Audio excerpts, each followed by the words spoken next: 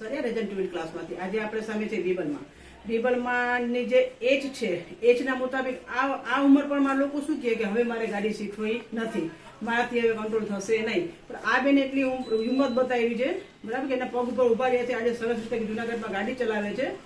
એટલે પહેલી વાત કહીશ કે ઉંમરનો કોઈ તકાજો હોતો નથી. તમે જો ધારો તો ગમે ત્યારે બી તમે હરેક વસ્તુને શીખી શકો છો. ને એ બેને આ સાબિત કરીને આપણને બતાવી દીધું છે. તો આપણી બેનના રિવ્યુ કે બેન તમને અમારી ક્લાસમાંથી કેવા અનુભવ થયા?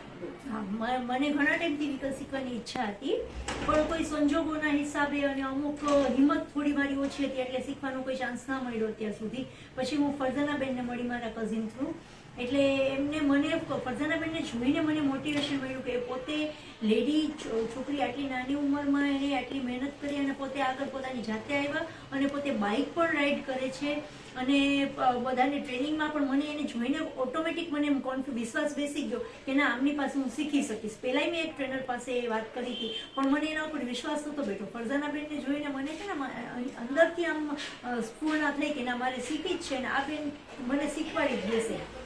એટલે પછી મેં સ્ટાર્ટ કર્યું. શરૂઆતમાં સ્ટાર્ટિંગ ટાઈમે મને કોન્ફિડન્સ નહોતો અને મારા ઘરવાળા પણ મને થોડુંક ડિમોટિવેટ કરતા હતા કે તું ના શીખી શકે ને તું નબળી છે ને વીક છે ને. પણ તમારું ફિઝિકલી તમે કેવા છો એ એટલું ઇમ્પોર્ટન્ટ નથી, તમે મેન્ટલી કેટલા સ્ટ્રોંગ છો ને એ ઇમ્પોર્ટન્ટ છે.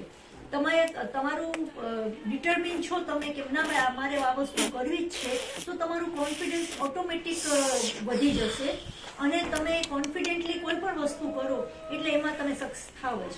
અને થોડી હિંમતે મરદા તો મદદે ખુદા, હિંમત તો કરવી પડે. મારે 52 મારું કમ્પ્લીટ થઈ ગયા છે, મને 53 રનિંગ છે અને મને આ ટાઈમે વ્હીકલ ચલાવવાની જરૂરત પડી. કોઈ પણ વસ્તુ તમને જ્યારે જરૂરત પડે ને ત્યારે તમને ઓટોમેટિક એ વસ્તુ તમે તમારી મસ્ત મારા માટે